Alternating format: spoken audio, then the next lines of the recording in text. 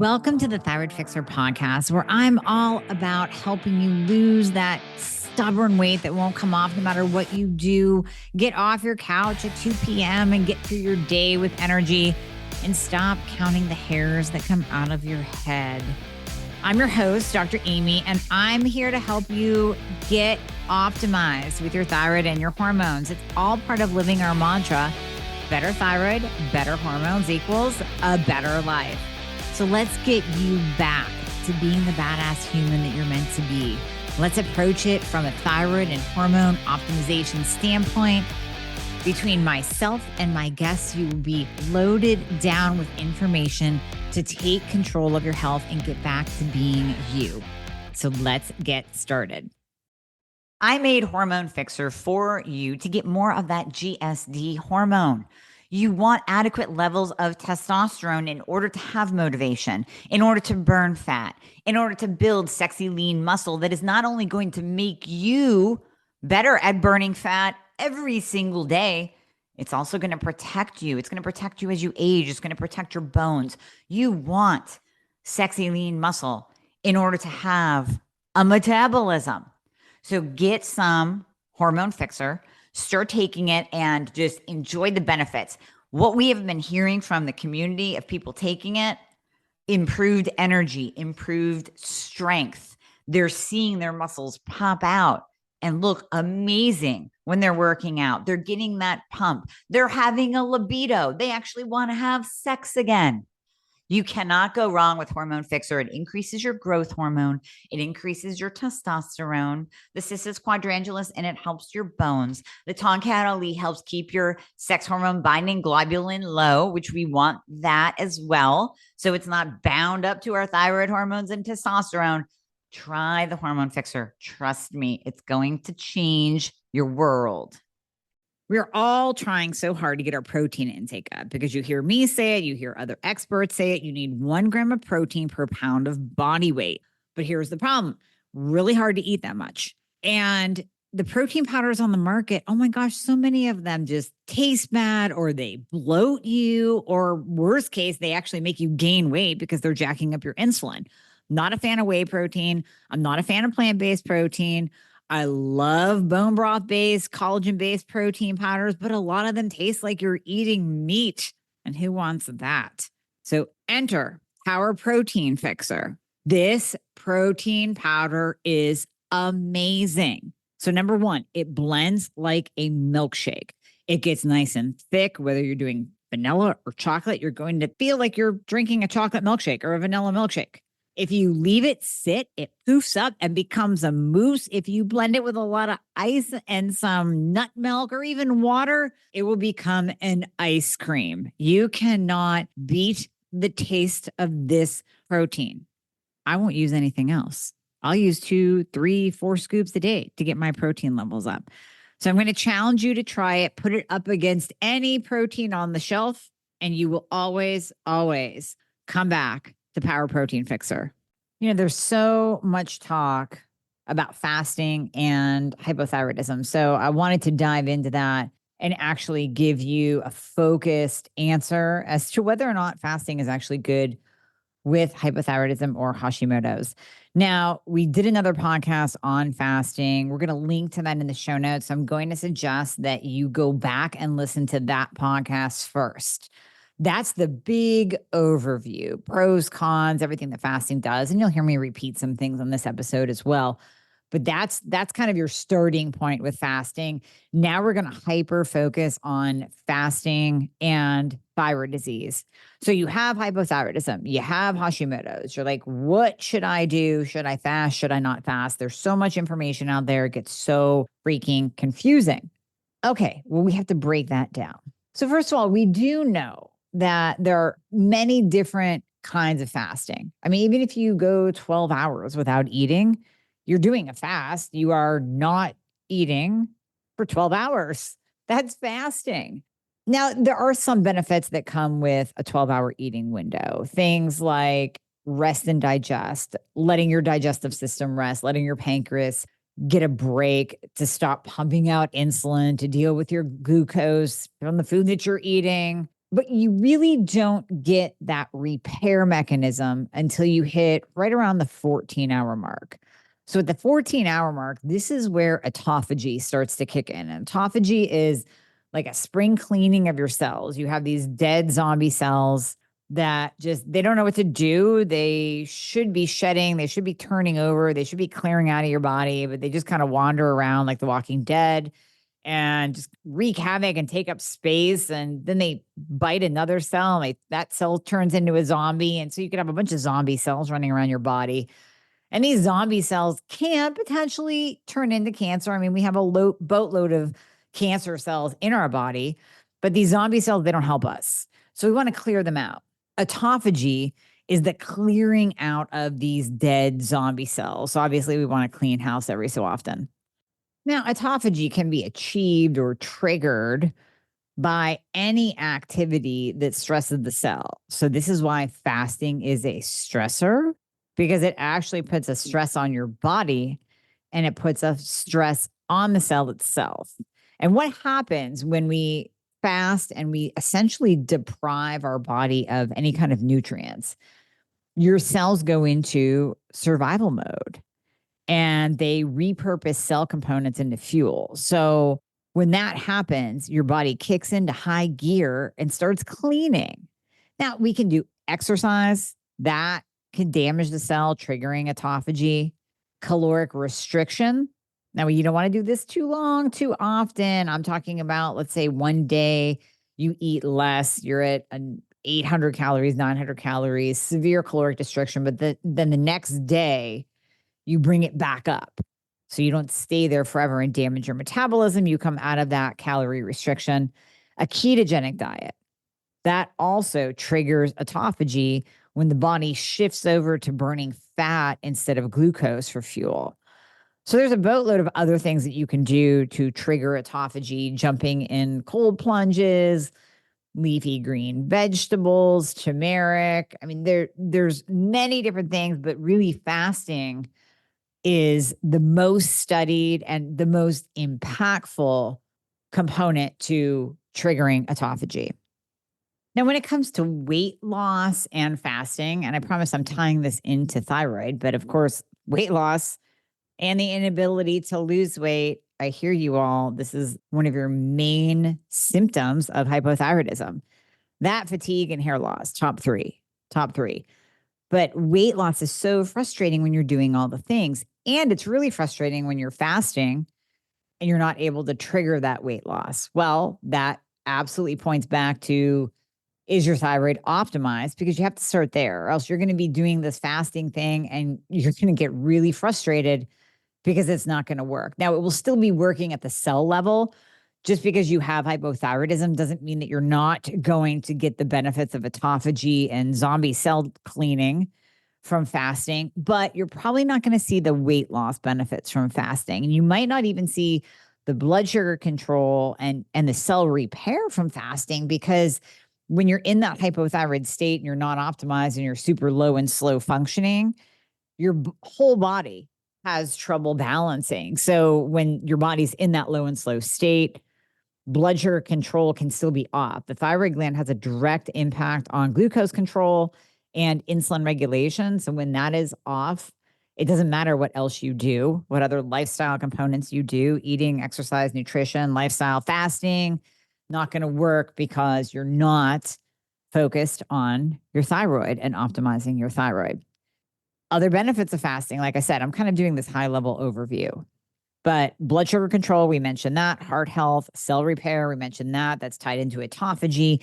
Gene expression. So fasting can actually cause changes in genes and the molecules related to longevity and disease prevention. So this is why we are fasting for 2, 3, 5, 7 days, because we know that by doing that, even once a year, has been proven to lower your risk of cancer, because it shuts off those genes that turn on, that can trigger cell death and cell replication, as in cancer cell replication. Now, let's tie this with hypothyroidism. So you have hypothyroidism, whether you're optimized or not, doesn't matter. We're just doing the broad overview of hypothyroidism. I already said you probably should get optimized because otherwise you're not going to see the benefits. But when we look at the thyroid gland itself, we know in that hypothyroid state, either A, you have Hashimoto's, it's attacking your thyroid. Your thyroid can no longer produce T4 and T3 in adequate amounts. And it's also having trouble, most likely, converting T4 to T3 because the thyroid gland is one of your main conversion glands of T4 to T3. Scenario number 2 would be that your thyroid gland just directly and primarily is not producing the thyroid hormones that it should. This might be because of long-term use of birth control. This could be other medications you've taken, chemotherapy, radiation, beta blockers. All of those meds and conditions and treatments can tank the thyroid gland, as can eating disorders and over exercising. Now, if you're in that camp, you probably shouldn't be fasting anyways because that's a huge trigger. But eating disorders and over exercising can directly affect the thyroid gland, shutting down the thyroid function. And then last but not least, you have this hypothyroid state in people who are not even diagnosed. Now, this will fall into one of those two camps, hypothyroidism or Hashimoto's, but these poor people are just walking around completely undiagnosed. They don't even know they have a thyroid problem. So they're trying to fast in order to take care of their symptoms, and they're just looking for that magic bullet. But it turns out the fasting might actually be kicking their ass a little bit. Oh, and there is one more category, all y'all without a thyroid. So you've had your thyroid gland removed, total thyroidectomy, partial thyroidectomy, or radioactive iodine. And now you should be on T4 and T3. Many of you are on T4 only, and that's a problem because T4 only does not work. But if you do not have a thyroid gland for whatever reason, you're trying fasting in order to take care of your symptoms. So you're going to fall in one of those categories. Now, here's the thing. If you are optimized, we don't worry as much about fasting impacting your thyroid and your metabolism. And I still want you to do fasting correctly, but we don't worry as much because you're on the thyroid hormone that your body needs. So here's the thing with fasting. It can temporarily lower thyroid hormone levels, particularly T3, your active thyroid hormone. And it can actually increase reverse T3 because it's a stressor in the body and because the body loses energy during fasting. So this is going to lead to lower metabolic activity all throughout your body and a decrease in thyroid hormone levels in order to conserve energy. Because remember, when our bodies detect that there is not enough food, that survival mechanism kicks in. And I remember hearing about this back in the 80s and 90s when I was working out and then competing, of course, 90s and 2000s competing. And you heard about starvation mode. Oh, you don't want to eat too low of calories because you don't want to go into starvation mode. And this is where your body literally holds on to fat for dear life. Now, we've kind of gotten away from that talk because we're such an obese society and there's food on every corner and we're constantly feeding our faces. But if you're in the health and fitness space, you might still hear about starvation mode because you're still actually paying attention to what goes into your mouth and you're really trying to be the healthiest version of you. But if you've noticed, you don't hear about this much, right? But there still is starvation mode, whether we are talking about it, whether the media is talking about it, doesn't matter. It still exists. There is starvation mode. And this is where your body, because our bodies are so smart, says, you know what? There's not enough food coming in. We don't have the fuel to run this body. So what we're going to do is just lower thyroid hormone because the thyroid gives this person a metabolism and we don't want them burning fat. We don't want them expending energy. So lower that thyroid hormone. My God, they don't need that.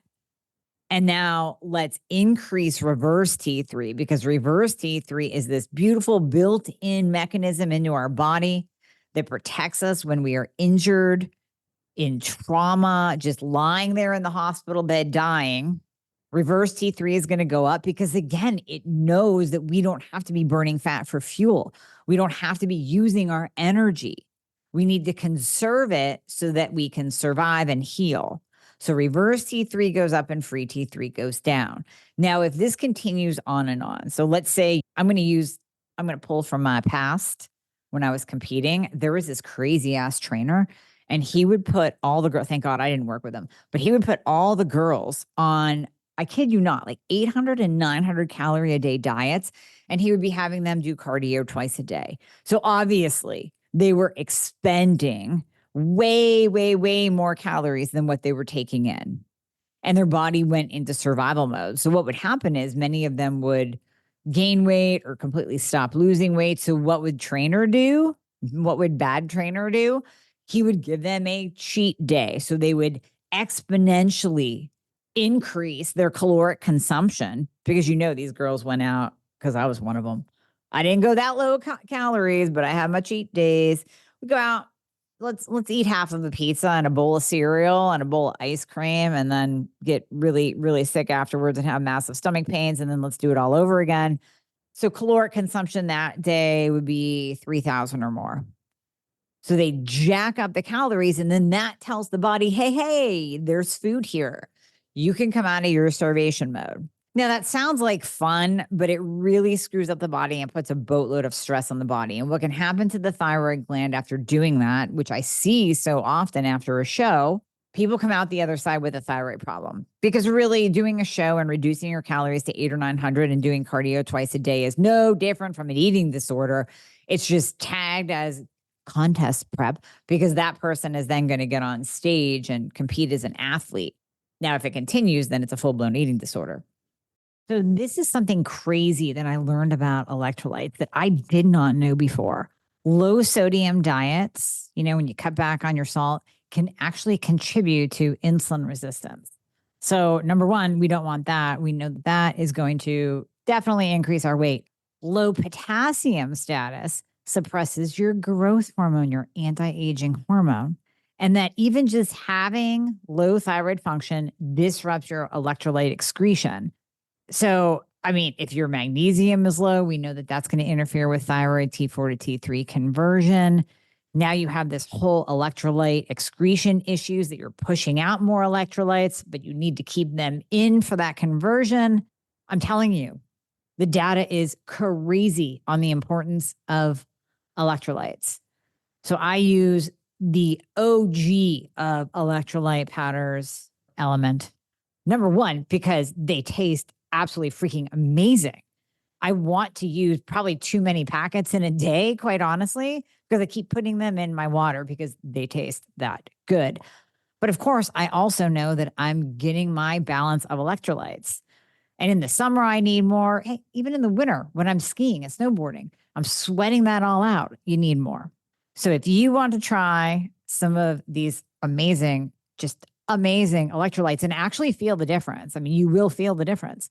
You'll feel more energized. You won't cramp up, and you will get better sleep with this as well. I'm telling you, definitely better sleep. Go to drinklmnt.com. So spell out drink, DRINK, LMNT.com/thyroid.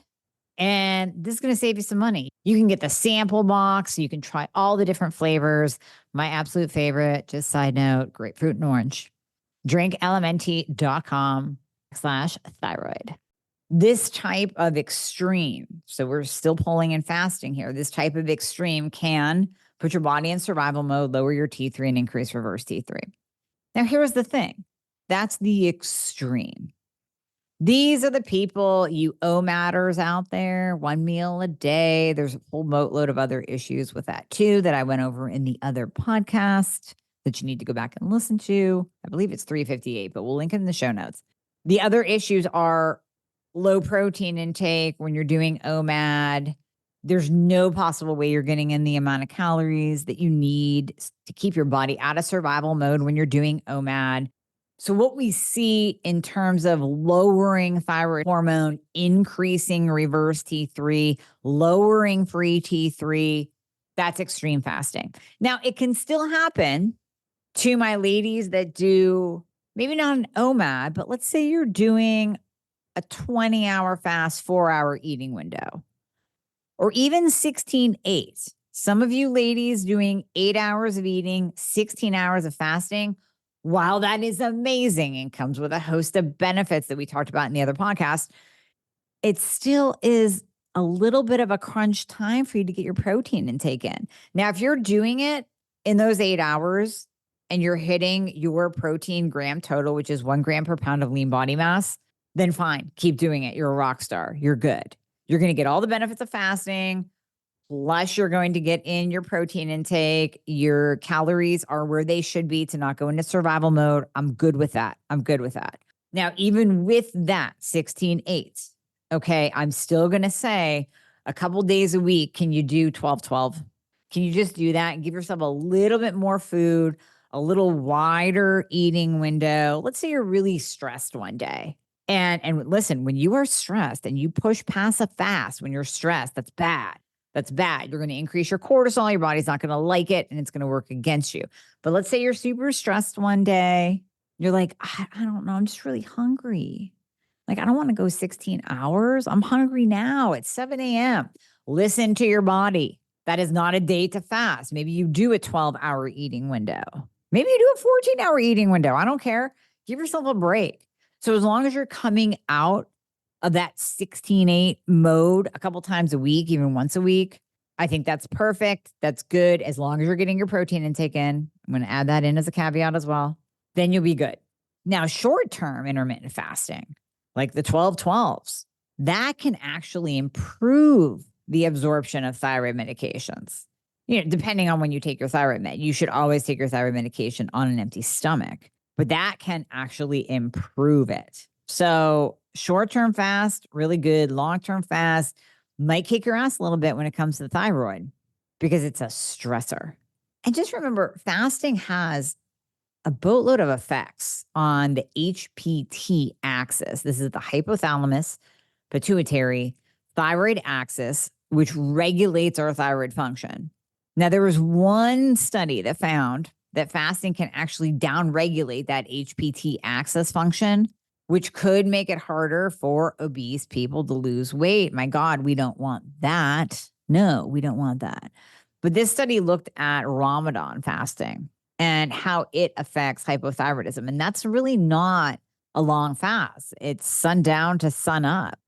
But that was enough for researchers to actually see that it had an impact on the HPT axis. Okay, I'm going to go deeper here and we're going to debunk some myths. Does fasting actually cause hypothyroidism? So we talked about the HPT axis. Can that be affected? Yes.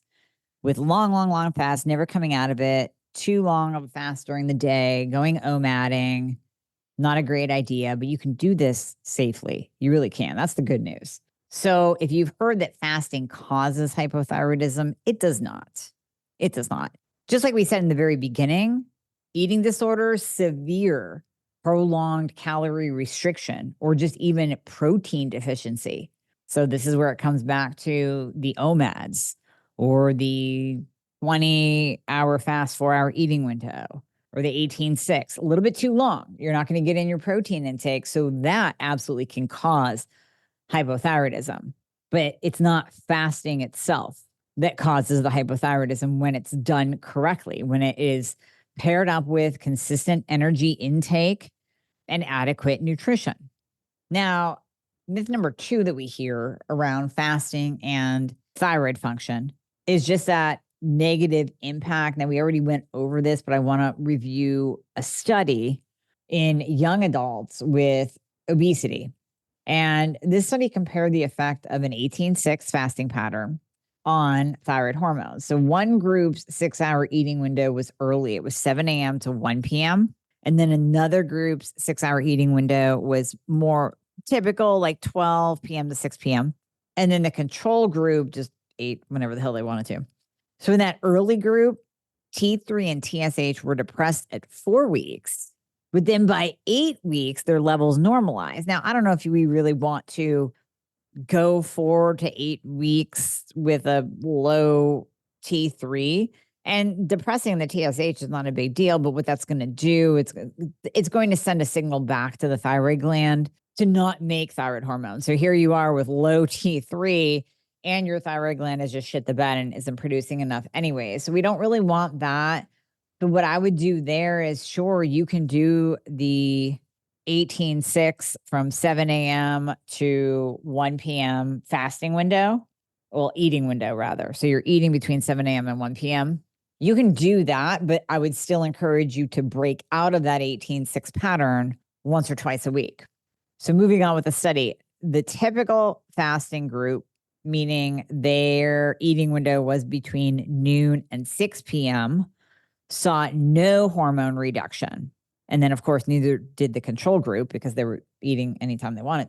Now, both fasting groups saw significant body weight loss compared to the control group, of course. So we know that the fasting is good for you, but it is going to affect your hormone levels. So number one, I would say if you're going to fast, have your eating window between noon and 6 or 10 and 6. And if you're going to do an 18-6 or anything longer than that, you have to come out of it at least twice a week and do a much shorter fasting window, a 12-12 or 14-8. All right, myth number 3, just that fasting is going to make your thyroid conditions worse. Well, we've kind of covered all of this, but I've heard from people that they're worried that fasting could make their hypothyroidism worse, and they're already dealing with getting optimized or they're stuck on T4 only. So this is really where it comes back to being optimized. So if you fast and you're on T4 only, you're going to get a slight depression in thyroid function and thyroid hormone production. Remember, your thyroid gland itself produces T4 and T3. But here you are taking T4 only, and then you're fasting, you're pushing up your reverse T3. That would be a scenario where I might actually advise against fasting until you get your thyroid optimized, because that would prove the myth true that fasting could make your thyroid condition worse. But again, how we would break out of that would be to add in T3 or get you on the right thyroid hormone replacement. And then you could incorporate fasting for all the health benefits, in addition to the assistance with weight loss that you're going to most likely see once you get your thyroid optimized as well. Now, let's go over how fasting can actually help your thyroid condition, because I don't want this to be a bashing of fasting. In fact, it's not a bashing of fasting podcast. It's how about you do fasting correctly podcast. But let's go over how it could actually help your thyroid. So first of all, whenever we are walking around with excess adipose tissue, i.e. fat on our body, that increases stress on thyroid hormone regulation. Now, I know you're going to sit there and say, yeah, but it's because of my thyroid that I can't lose weight. And that's why I'm walking around with extra body fat on me. Right. I get it. But that's why we're kind of hitting it both at the same time. That's why I encourage you to get your thyroid optimized as well. So we know that fasting can lower insulin and improve insulin sensitivity. Insulin is hugely inflammatory. Being insulin resistant is inflammatory. So if we incorporate an intervention that's actually working and improving our blood sugar control and insulin sensitivity, like intermittent fasting, then it could lower our inflammation and actually help our thyroid gland work better. Now, here's the kicker, is that having a thyroid problem can cause insulin resistance in and of itself. So back to optimize your thyroid, maybe take some berberine, control your diet, but also add in intermittent fasting.